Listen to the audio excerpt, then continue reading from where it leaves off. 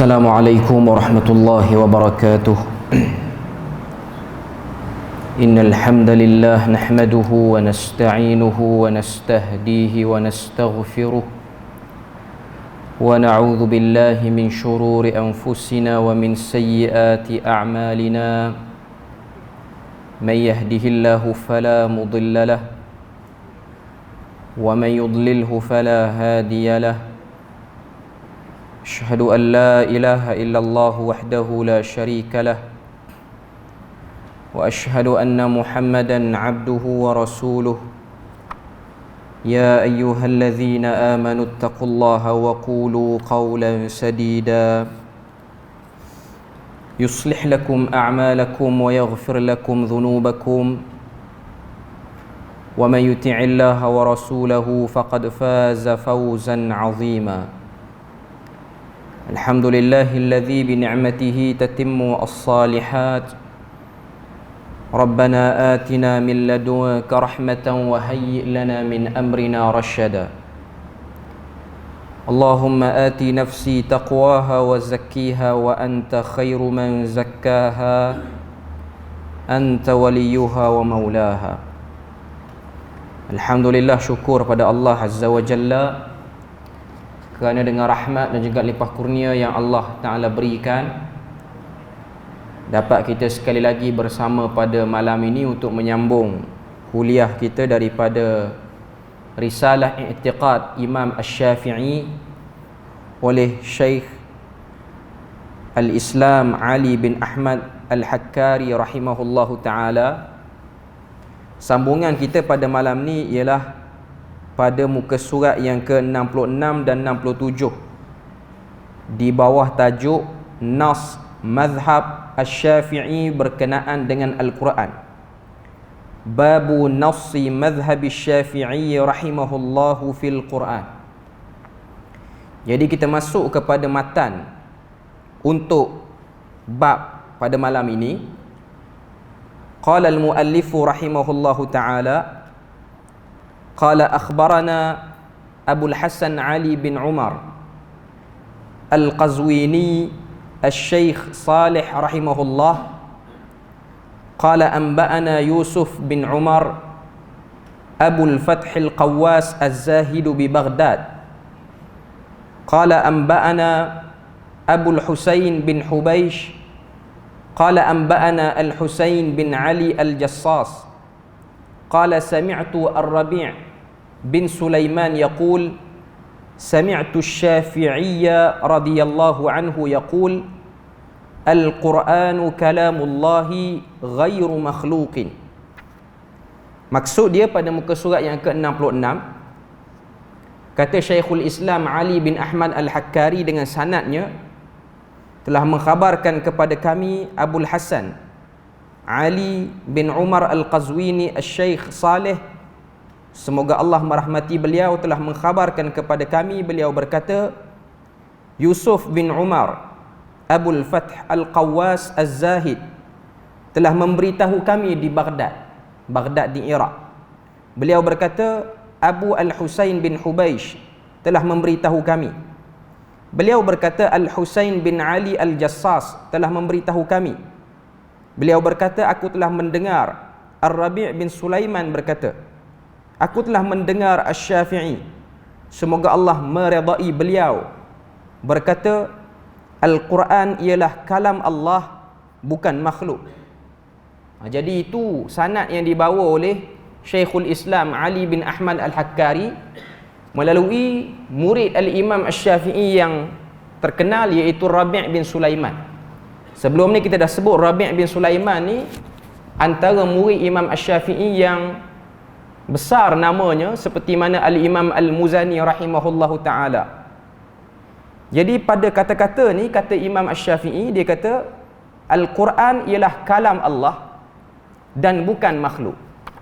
Sebelum pada kita bahas, saya pada malam ni nak berkongsi kepada muslimin muslimat yang ada, sebelum pada kita bahas panjang tentang bab Quran ini makhluk ataupun fitnah makhluk, Quran itu makhluk, kita nak cerita dulu tentang definisi Quran tu.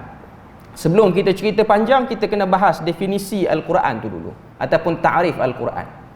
Al-Quran itu didefinisikan oleh para ulama seperti mana yang disebutkan, huwa kalamullah al-munazzal ala Rasulillah. Ianya ialah kalam Allah yang diturunkan kepada Rasulullah sallallahu alaihi wasallam biwasitati Jibril alaihi salam, dengan perantaraan malaikat Jibril alaihi salam. Al-muta'abbadu bitilawatihi, menjadi ibadah orang yang membacanya. Al-muftatahu bil Fatihah, dimulai dengan suratul Fatihah. Wal mukhtatamu bin Nas, dan diakhiri dengan surah An-Nas. Jadi itu definisi berkenaan dengan Al-Quran. Al-Quran diturunkan melalui beberapa peringkat. Peringkat pertama diturunkan daripada Lauh Mahfuz ke langit dunia secara sekaligus pada malam Al-Qadar. Tak diketahuilah malam Al-Qadar tu bila, tapi yang kita tahu malam itu berada pada 10 terakhir daripada bulan Ramadan. Kemudian daripada langit dunia turun berperingkat-peringkat kepada Nabi sallallahu alaihi wasallam selama 22 tahun 10 bulan mengikut riwayat yang paling sahih. Cuma yang masyhurnya ialah 23 tahun. Jadi itu ialah Al-Quran, mengandungi 30 juzuk, mengandungi 114 surah, mengandungi 606,326 ayat, seperti mana pendapat yang masyhur. Jadi itu benda yang kita kena tahu, maklumat-maklumat asas tentang Al-Quran.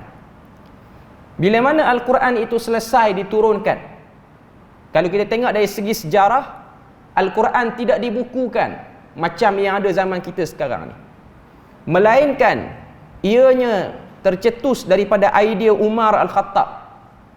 Umar beritahu kepada Abu Bakar As-Siddiq pada waktu tu yang jadi khalifah, selepas berlakunya perang Yamamah. Perang Yamamah ni ialah perang menentang Musailimah Al-Kazzab, seorang nabi palsu daripada kawasan Yamamah. Bila mana berlaku perang Yamamah, menyebabkan 70 orang sahabat meninggal dunia, dan mereka itu daripada kalangan penghafal Al-Quran. Umar Al-Khattab takut Al-Quran ini akan hilang dengan hilangnya ahli ataupun pembaca penghafal Quran. Lalu Umar mencadangkan kepada Abu Bakar untuk menulis Al-Quran dalam satu tempat ataupun membukukan Quran. Cadangan itu pada peringkat awalnya tidak diterima oleh Abu Bakar kerana ianya tidak dilakukan pada zaman Nabi sallallahu alaihi wasallam. Tapi atas nama maslahah, atas nama kepentingan untuk umat Islam akan datang, akhirnya Umar Al-Khattab memujuk Abu Bakar As-Siddiq, dan akhirnya Abu Bakar As-Siddiq ni dia bersetuju, dan akhirnya dikumpul sahabat-sahabat daripada kalangan penulis wahyu yang asal untuk membukukan Quran. Antaranya ialah Muawiyah bin Abi Sufyan dan ramai lagi daripada sahabat-sahabat yang lain yang bertugas untuk mengumpulkan Quran. Lalu dikumpul Quran, ditulis tanpa ada baris, tanpa ada titik, cuma huruf saja ada. Zaman tu belum ada lagi pembezaan di antara huruf-huruf Arab, huruf hijaiyah ni. Jadi bila mana kita tengok Quran zaman dulu, huruf ha, huruf kha tak dapat dibezakan, ba, ta, sa pun tak dapat dibezakan, dal dengan zal pun tak dapat dibezakan, ra dengan zai, sebab titik tidak ada. Yang ada hanyalah huruf-huruf yang hanya boleh dibaca oleh orang Quraisy sahaja. Orang bangsa lain tak boleh baca. Kekallah mushaf itu sampailah kepada zaman Umar Al-Khattab. Bila mana pada zaman Umar Al-Khattab, Umar cadangkan supaya mushaf itu dikembangkan lagi. Okay. Cuma pada zaman Umar, dia tak berlaku secara komprehensif. Ia berkembang sampai pada zaman Uthman. Sebab tu kita akan tengok zaman Uthman inilah keluarnya mushaf Uthmani. Tulisan, khat yang ada pada Quran kita sekarang ni ialah mengikut resam Uthmani pada zaman Uthman bin Affan. Tapi walaupun pada zaman itu telah perkenalkan tulisan itu, masih lagi belum ada baris, masih lagi belum ada titik. Sabdu pun tidak ada. Cuma Uthman bin Affan ni dia perintah sebahagian sahabat dan para tabi'in untuk tulis banyak sikit Quran ni, untuk cetak balik. Bahasa kita cetak lah, cetak bukan pakai mesin cetak zaman tu. Cari lagi orang lain untuk tulis dan dihantar kepada wilayah-wilayah utama Islam. Dihantar ke Yaman satu, dihantar ke Syam satu, dihantar ke Iraq satu, dan kawasan-kawasan orang Islam. Dan yang dipegang oleh Uthman bin Affan ialah mushaf yang ditulis daripada zaman Abu Bakar As-Siddiq. Itu mushaf dia, yang dipanggil sebagai mushaf Al-Um, yang mana Abu Bakar kekalkan, simpan sampai Umar, sampai pada zaman Uthman. Uthman melazimi baca daripada mushaf tu sehinggalah dia mati ketika mana membaca Al-Quran tersebut. Yang mana kita tahu dalam riwayat yang terkenal, Uthman bin Affan wafat, dibunuh oleh pemberontak daripada Mesir pada waktu tu, ketika mana dia sedang baca Quran, dan dia terbunuh ketika mana membaca ayat 137 daripada surah Al-Baqarah, iaitu ayat yang berbunyi qulu amanna billah wama unzila ila Ibrahim wa Ismail, sampailah kepada ayat fasayakfikahumullah wa huwas samiul alim. Itu dalam surah Baqarah. Dia wafat ketika mana baca ayat tu, darah dia tumpah jatuh atas Quran, dan Quran itu disimpan sampai sekarang ni di Museum Topkapi di Turki. Masih lagi tersimpan. Tebal saiz dia dengan sebab tulisan zaman lama. Dan bermula pada zaman Ali bin Abi Talib. Ali memerintahkan seorang tabi'in, saya tak ingat nama tabi'in tu, untuk cari satu kaedah, bariskan Quran, letak tanda pada Quran ni sama ada baris ataupun titik, supaya orang yang bukan Arab baca Quran, dia boleh baca dengan lahjah Quraisy. Sampai ke hari inilah kita tengok baris, titik, sabdu yang ada tu, dia bermula pada zaman Ali bin Abi Talib sampai ke zaman kita, kekal dengan tulisan itu. Kekal dengan tulisan itu. Selepas daripada zaman Ali bin Abi Talib, pergi kepada zaman Muawiyah, pergi kepada zaman Yazid, sampailah kepada zaman Imam Asy-Syafi'i yang kita duk baca matan dia ni, berlaku satu fitnah yang besar, iaitu ada kelompok yang mengatakan Quran itu makhluk. Macam mana benda tu keluar? Untuk kita faham bab tu, saya kena ceritakan dulu tentang ideologi, pertembungan ideologi ataupun perang ideologi yang berlaku dalam sejarah Islam sebelum kedatangan Nabi Isa lagi. Kalau kita tengok, antara tempat yang menjadi pusat tamadun dunia sebelum kedatangan Nabi Isa dan Nabi Muhammad ni ialah Mesir dan juga Iraq. Cuma yang mempengaruhi kebanyakan pemikiran orang Islam daripada dulu sampai sekarang ni, yang masih kekal, ialah pertembungan di antara dua peradaban, iaitu Iraq dan juga Greek tua yang kita nama sebagai tamadun Yunani. Itu yang berlaku sehingga dia masuk sikit dalam acuan ilmu akidah orang Islam. Sebab tu kalau kita tengok dari segi sejarah, ianya berpusat di Iraq, yang mana pada waktu tu Iraq di bawah pemerintahan Parsi, yang mana Parsi ni mengalami beberapa perubahan kepercayaan. Daripada falsafah Greek tua, dia orang pergi kepada Majusi, dan dia orang berubah kepada Islam. Cerita tentang Parsi menguasai Iraq ni bermula pada bila? Bermula kurun ke-6 sebelum kelahiran Nabi Isa alaihi salam lagi. Pada waktu tu kerajaan Iraq tu dikuasai oleh Alexander Macedonia, dan dia tu bawa fahaman Greek tua, Plato, Socrates ini zaman tu. Sehinggalah ianya menyebabkan berlakunya keluarnya ideologi-ideologi. Maknanya cara fikir, cara nak kenal Tuhan, cara nak faham agama, dia berkembang pada zaman Greek tua. Ni bila ni? Nabi Isa belum keluar lagi, Nabi Muhammad lagilah, jauh lagi.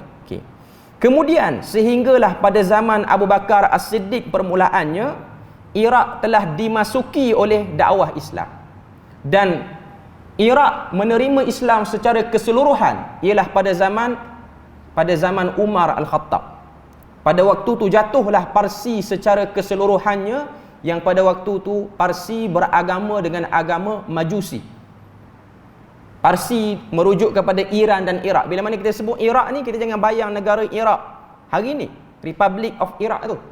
Kita kena bayang wilayah dia. Dia Jordan sikit, Iraq hari ni, Iran, Kurdistan, itu semua orang panggil wilayah Iraq ataupun Najd, nama dia. Okay. Jadi bila mana bertembung, bila mana Islam masuk, mereka ni orang-orang Iraq pada waktu tu, mereka dah terkesan dengan pemikiran lama, Greek tua, ataupun pemikiran agama di orang yang lama, iaitu agama Majusi. Jadi bila mana dia orang masuk Islam, dia orang akan fikir juga logik tentang perkara-perkara gaib dalam Islam ni. Beriman dengan benda gaib dalam Islam ni, dia orang akan timbang dengan logik akal. Secara umumnya, tamadun itu ialah tamadun yang mengangkat akal lebih daripada segala-galanya. Okay. Kalau kita tengok apa yang berlaku pada waktu tu, di kalangan para sahabat yang dihantar oleh Khalifah Umar Al-Khattab ni, ialah salah seorang sahabat yang bernama Abu Musa Al-Ash'ari untuk masuk ke Iraq dan Islamkan orang Iraq secara keseluruhannya. Dan pada waktu tu Abu Musa Al-Ash'ari dia boleh Islamkan satu orang yang merupakan pemimpin kepada orang Iraq di Kufah khususnya. Nama dia ialah Abu Sulaiman, ataupun nama betulnya ialah Muslim. Sehingga Abu Sulaiman ni dinisbahkan diri dia pada sahabat ni, iaitu Abu Sulaiman Al-Ash'ari. Dan lepas daripada tu, Abu Sulaiman ni dia ada anak seorang. Anak dia nama Hammad. Hammad ni guru kepada Imam Abu Hanifah. Imam Abu Hanifah yang mengasaskan mazhab Hanafi. Jadi selepas daripada itu, berkembanglah Hammad ni sebagai guru Imam Abu Hanifah. Dan Abu Hanifah ni dia terkena biasan ilmu-ilmu falsafah dia panggil. Sebab tu kita akan tengok kalau orang belajar mazhab Hanafi ni, kita akan tengok banyak logik yang digunakan dalam mazhab Hanafi. Sangat banyak logik yang digunakan. Sebab tu kalau orang belajar mazhab Hanafi puluh tahun pun, dia akan selalu berjumpa dengan benda-benda baru dan benda-benda pelik. Dan kita kena tahu Imam Abu Hanifah Nu'man bin Thabit ni nama betul dia. Dia ni seorang yang berbangsa Parsi. Dia bukan daripada kalangan imam 4 mazhab tu, dia seorang je bukan Arab. Dia bukan Arab, dia Parsi. Dia berguru dengan Hammad. Jadi Imam Abu Hanifah ni, kalau orang belajar mazhab, orang akan tengok banyak dia guna logik akal. Antara kitab dalam mazhab Hanifah ni yang terkenal ialah Bada'i'us Sana'i oleh Al-Kasani. Dalam tu kita boleh tengok banyaknya fatwa-fatwa Imam Abu Hanifah yang terbina di atas ilmu kemahiran berfikir ni. Sebab tu saya ingat guru saya dia pernah sebut, orang kalau dia belajar mazhab Hanafi selama 40 tahun, dia dabik dada, dia kata dia faham, tipu. Sebab benda tu mustahil. Tapi kalau orang tu dia belajar mazhab Syafi'i secara takhassus, secara nak jadi diri tu mahir, selama 4 tahun, kalau dia tak pandai lagi, dia bodoh istilahnya. Kalau belajar mazhab Abu Hanifah 40 tahun, kata dah pandai, tu tipu. Kalau belajar mazhab Syafi'i 4 tahun tak pandai lagi, tu orang bodoh. Tu guru saya kata. Sebab mazhab Syafi'i lagi ringkas berbanding mazhab Abu Hanifah. Sebab dia lagi mudah, dan dia Imam Imam Syafi'i ni dia gabung antara nas, dalil dengan cara fikir. Kalau macam mazhab Ahmad ni, dia lebih prefer kepada zahir nas, guru. Dan Imam Malik ni pun macam tu juga, dia lebih prefer kepada zahir nas. Sebab empat-empat mazhab ni dia mengalami perbezaan sekolah pemikiran. Ada yang duduk belah Iraq, ada yang duduk belah Madinah. Belah Madinah ni dia orang banyak hadis Nabi. Okay. Jadi pada waktu tu bermulalah kumpulan yang mengeluarkan satu keraguan terhadap Al-Quran ni.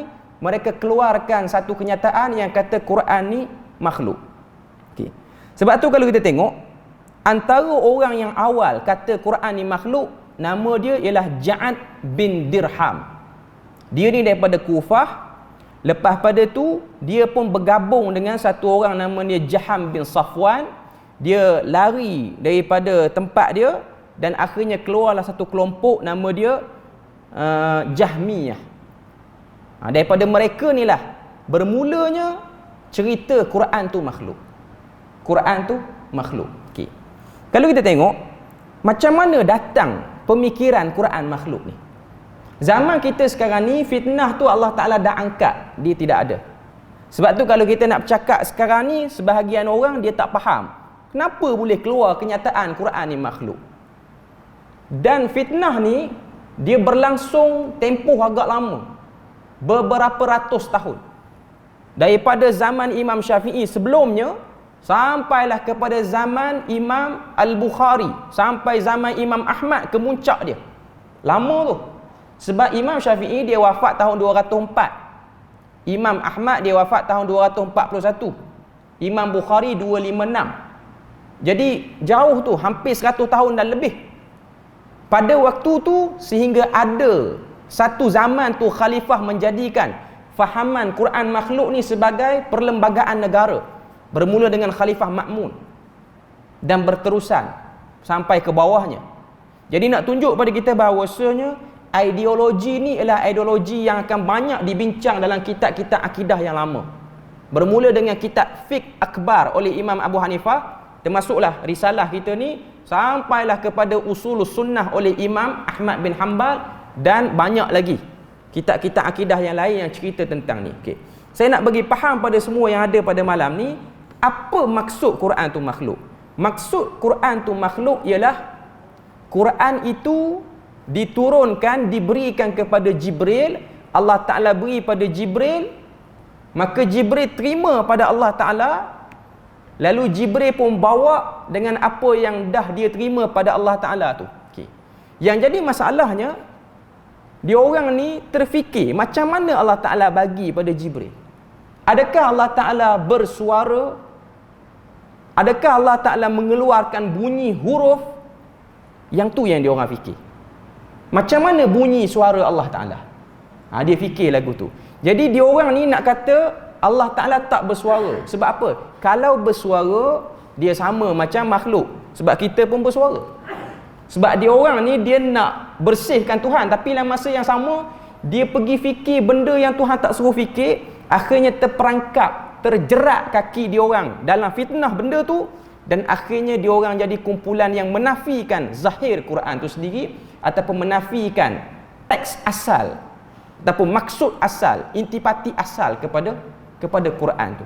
Jadi dia orang duk terfikir. Nanti kita akan sebut dalam syarah kitab ni, Badlul Masa'i ni, dia akan sebut beberapa pendapat tentang macam mana boleh terkeluarnya idea cetusan Quran tu makhluk.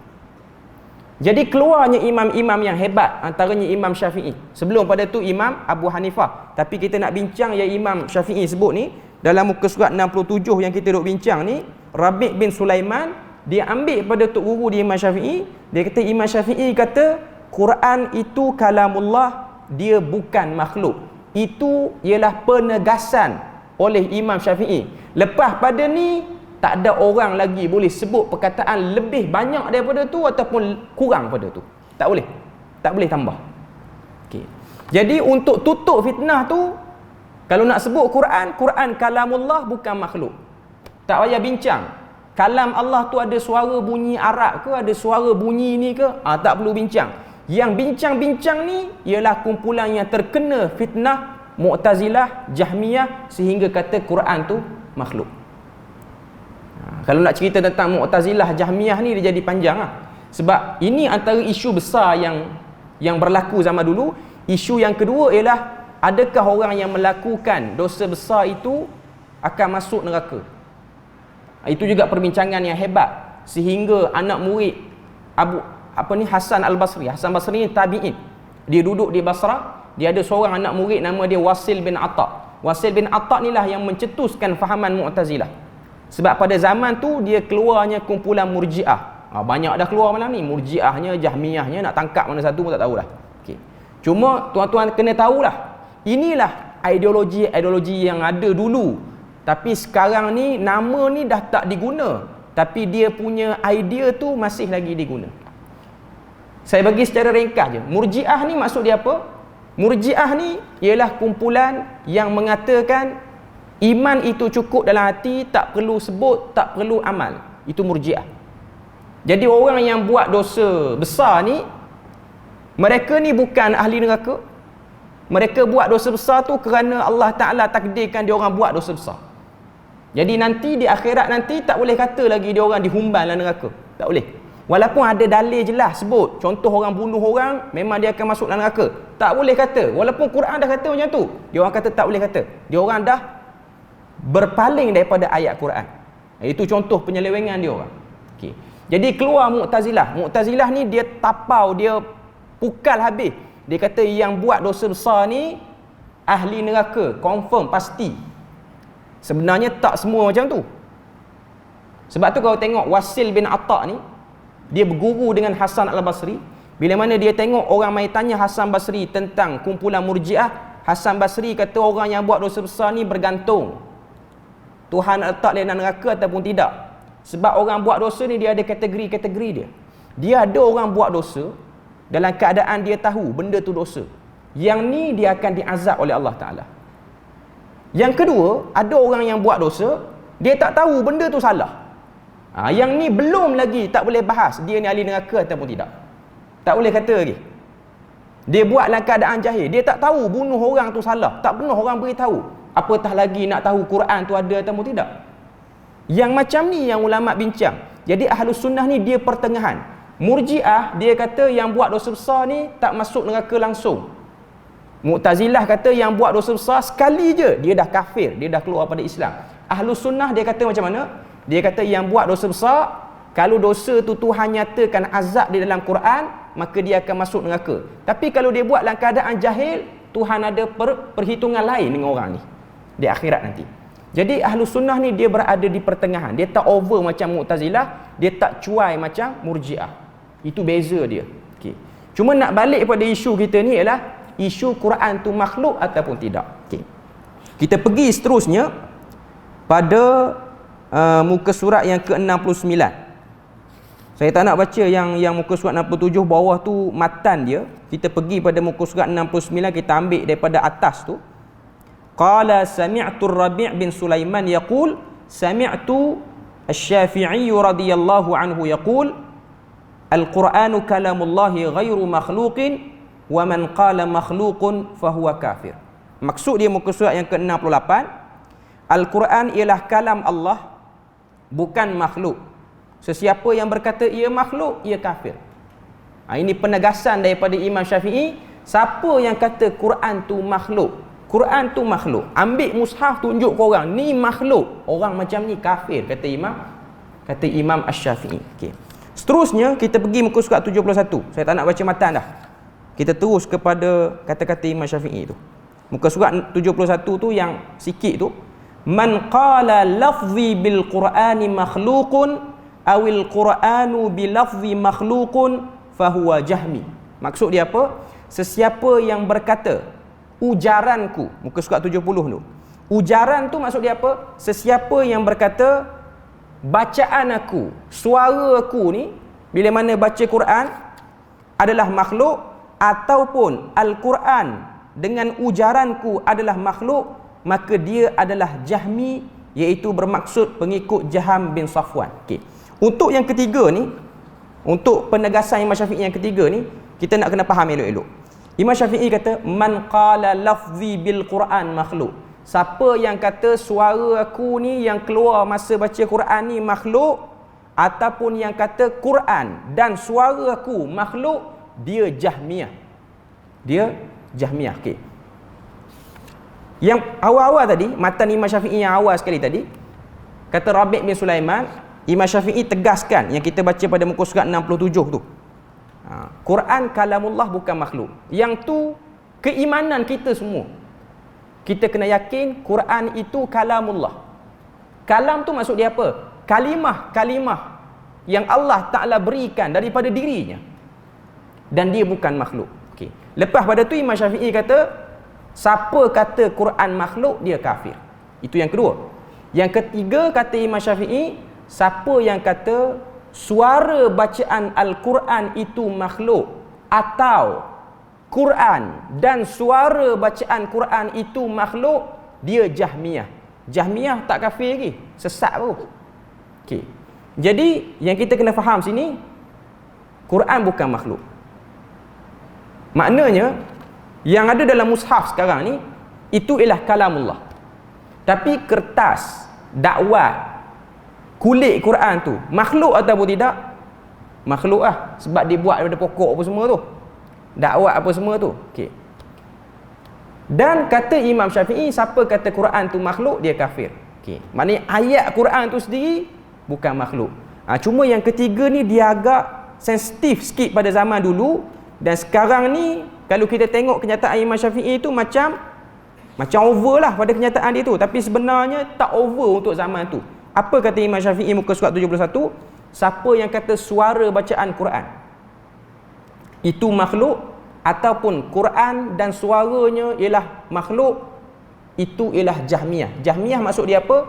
Golongan yang menolak beberapa ayat Al-Quran, ataupun dia tukar ayat tu, dia tafsir maksud lain. Dia tafsir dengan maksud yang lain. Okey.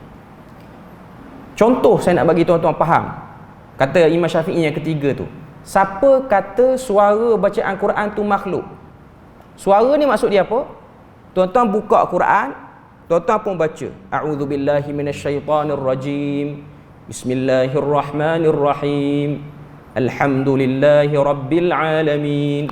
Bunyi, dengar alhamdulillah tu kan, bunyi tu makhluk ataupun tidak? Bunyi tu makhluk lah, sebab suara saya yang bunyi tadi tu.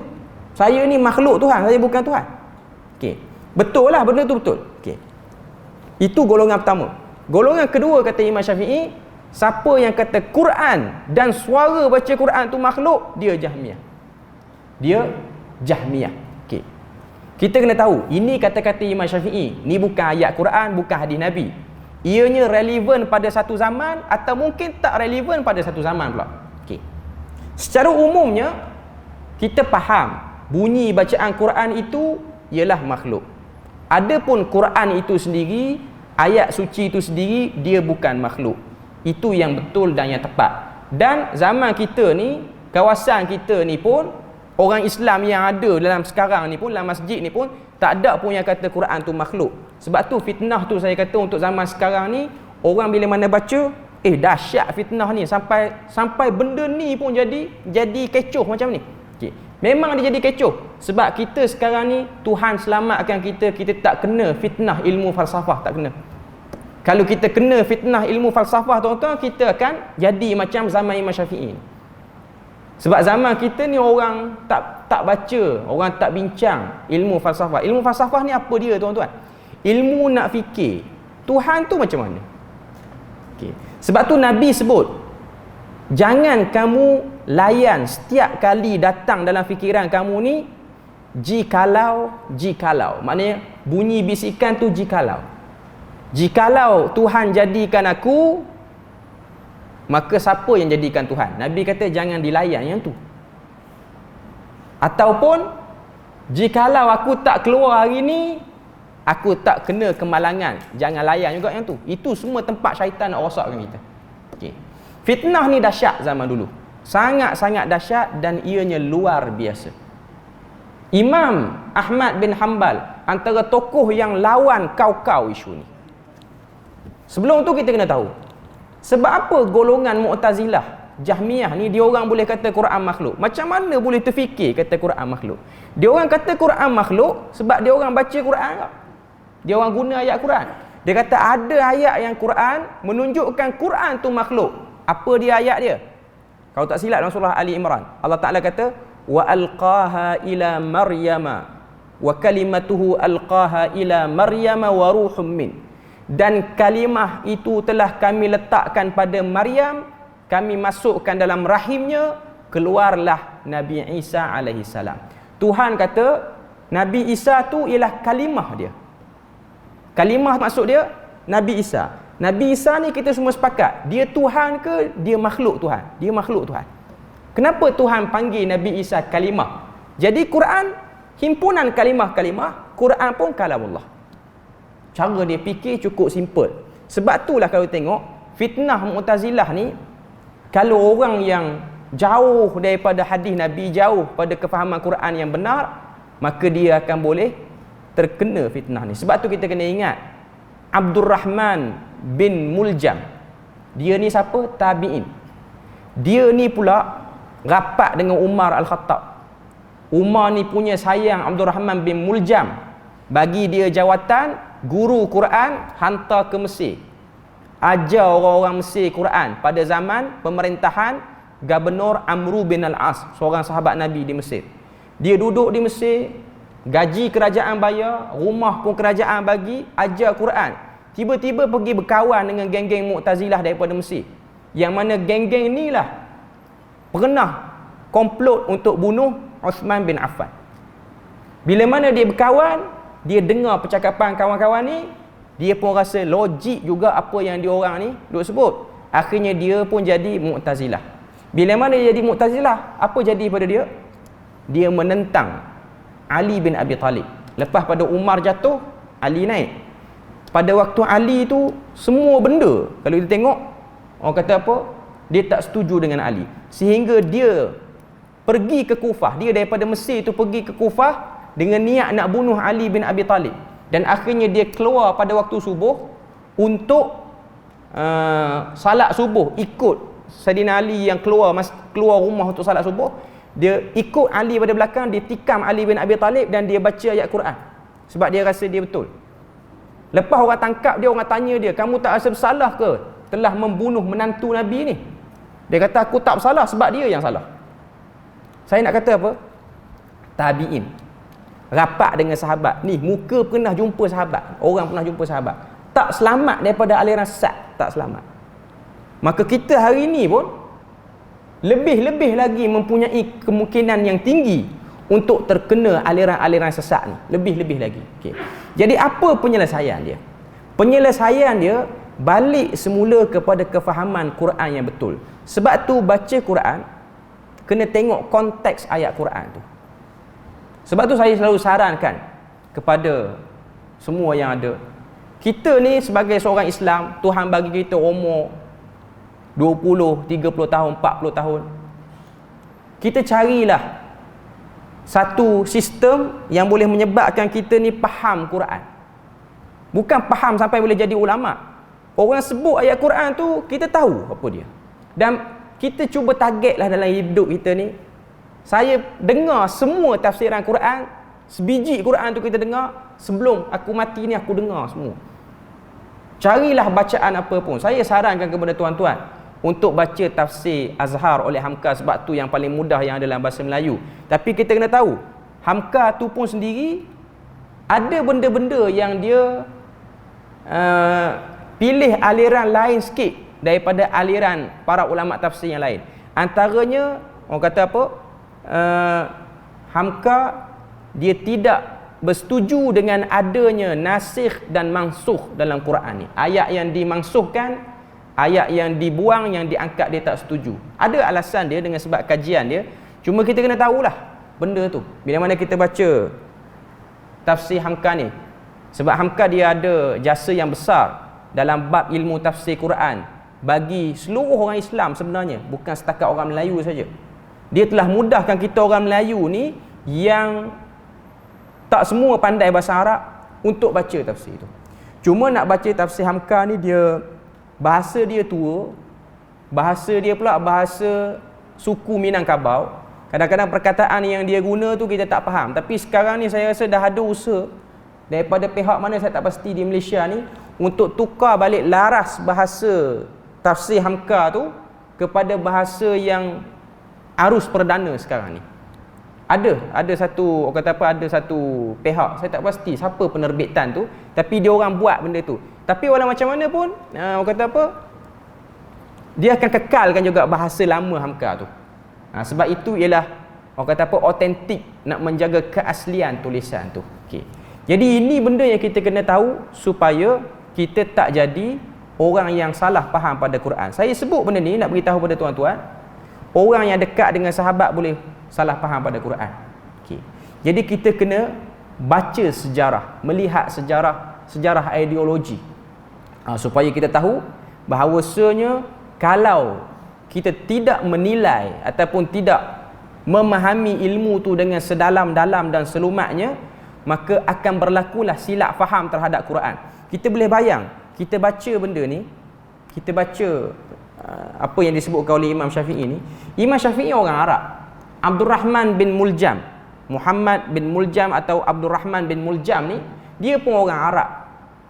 Mereka yang Arab bercakap dengan bahasa Arab, mereka boleh tersilap. Dia tu boleh tersilap faham Quran. Sedangkan dia guru Quran. Dia bukan guru Quran yang dilantik oleh Jabatan Agama Negeri. Guru Quran yang dilantik oleh Umar Al-Khattab. Yang dilantik oleh satu orang yang Nabi sebut ahli syurga tu. Dia dilantik. Tapi dia boleh silap faham Quran. Saya bukan nak takutkan tuan-tuan. Tapi kita berusaha. Sebab tu Nabi ni, dia suruh kita berdoa supaya berada di atas jalan yang benar. Tiap-tiap hari. Sebab kita tak tahu di mana titik yang boleh menyebabkan kita ni ideologi ni rosak. Sebab itulah kalau kita tengok kitab Jawi yang terkenal, saya tak pasti masjid kita ni ada tak baca kitab tu, yang ditulis oleh Syekh Abdul Qadir Al-Mandili. Nama dia Penawar Bagi Hati. Kitab ni terkenal. Nawar Bagi Hati ni pondok baca, masjid-masjid baca. Okay. Saya cukup berkenal dengan apa yang dia sebut. Syekh Abdul Qadir Mandili dia sebut tentang bab menjaga telinga dan mulut.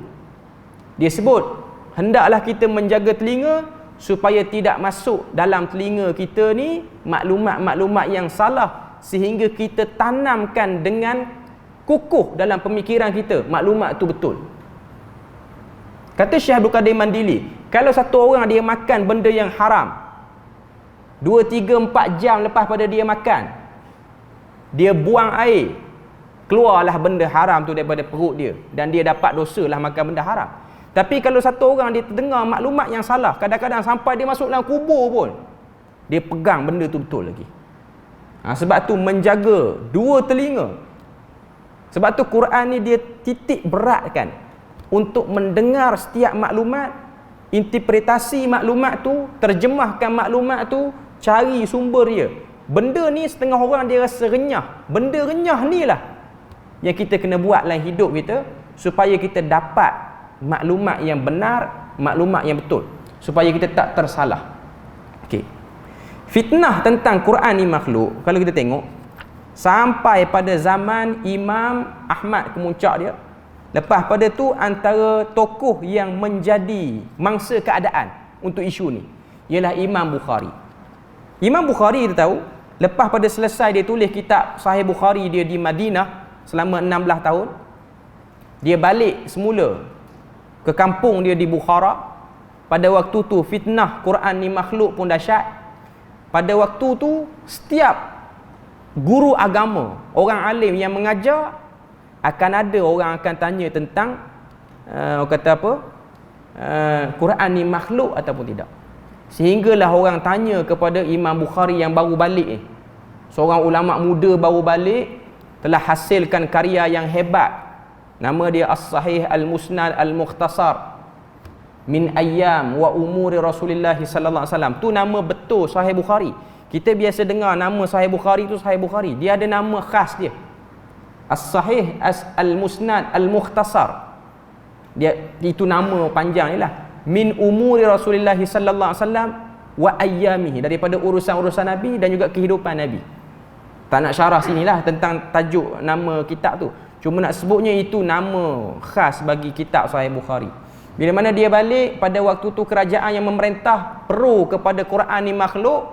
Jadi setiap kuliah-kuliah agama ni akan ada wakil kerajaan yang akan masuk. Tujuan dia nak tengok yang mengajar ni pendirian dia terhadap Quran macam mana. Sehinggalah ada satu orang dalam majlis Bukhari itu tanya kepada Imam Bukhari, apa pandangan kamu terhadap Quran? Imam Bukhari jawab macam yang disebut dalam muka surat 71 ni. Dia kata Al-Quran bukan makhluk, tapi suara yang melantunkan bacaan Quran tu makhluk. Dia jawab macam tu. Dia jawab macam tu, orang yang tanya soalan tu tak boleh nak trace dia ni geng lawan kerajaan ke geng bersama kerajaan. Tak boleh nak trace. Sebab jawapan tu dia duduk pada dua-dua. Quran itu makhluk ataupun tidak, kita tahu kerajaan pada waktu tu yang memerintah, dia beriman Quran tu makhluk.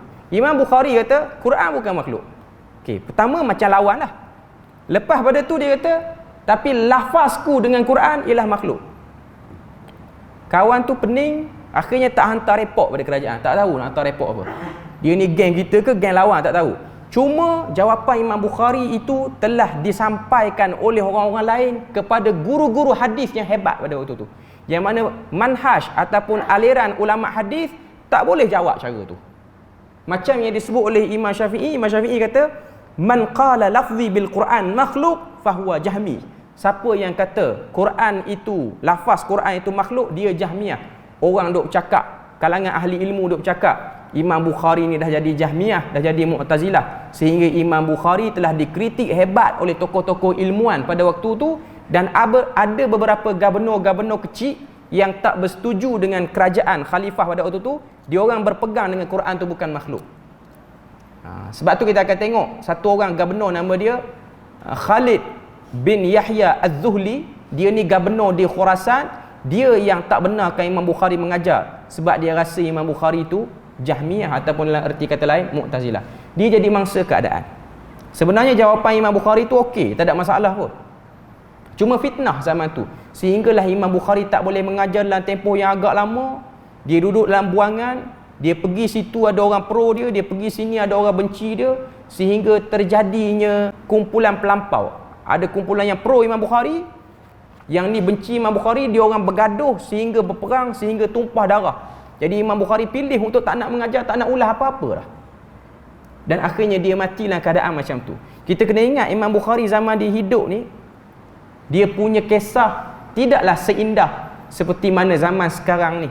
Orang duk baca kitab Sahih Bukhari, orang berbangga dapat ada sanad dalam Sahih Bukhari. Tapi Imam Bukhari, diri dia sendiri, dia bukanlah satu orang yang dihargai zaman dia hidup. Okey. Kita beri lalu azan dulu.